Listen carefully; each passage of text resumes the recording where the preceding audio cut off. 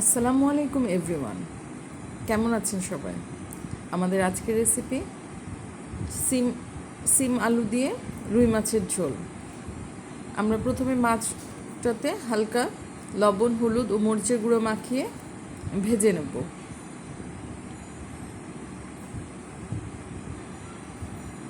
লবণ, হলুদ, মরিচের গুঁড়ো সুন্দর করে মাখিয়ে নিব মাছটাতে। এবার আমরা ফ্রাই প্যানে কিছু তেল দিয়ে নিলাম এবং মাছগুলো হালকা করে ভেজে নেব।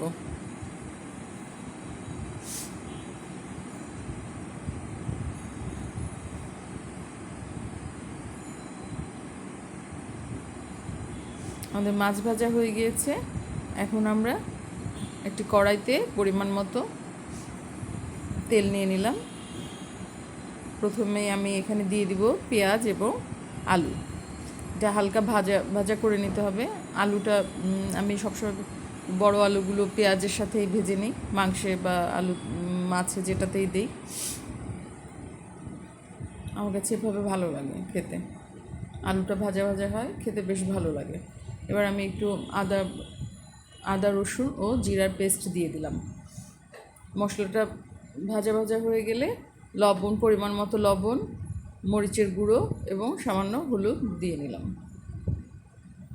ভালো করে কষিয়ে নিতে হবে মশলাটা।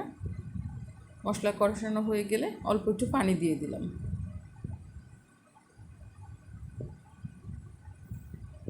মশলা কষানো হয়ে গিয়েছে, এখন আমরা সিম অ্যাড করে দেব।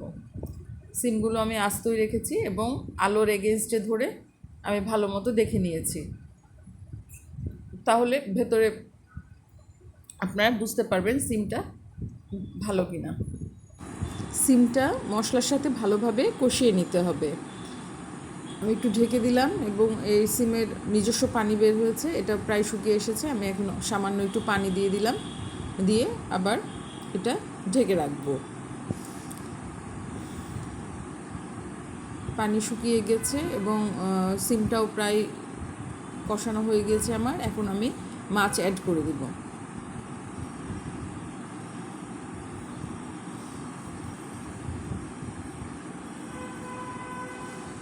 মাছ অ্যাড করে আমি এবার পানি দিয়ে দেবো পরিমাণ মতো, ঝোলের জন্য আমার যা পানি লাগবে। আমার সিম প্রায় সেদ্ধ এসেছে, এখন আমি শুধু ঝোলের পরিমাণ পানি দিয়ে নেব এবং মাছটা সেদ্ধ হওয়া পর্যন্ত করব। পানি ফুটে উঠলে আমি টমেটো দিয়ে দিব এবং একটু ঢেকে দিবেন। ঢেকে 10 মিনিট রান্না করার পরে ঢাকনা খুলে এখন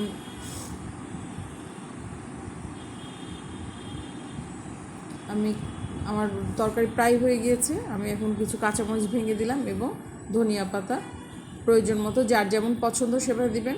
আমার হাজব্যান্ড যেহেতু ধনিয়া পাতা খায় না, তাই আমি খুব সামান্য অল্প একটু করে দিই এবং সেটা সরিয়ে আবার তাকে খাওয়ার সময় সার্ভ করি।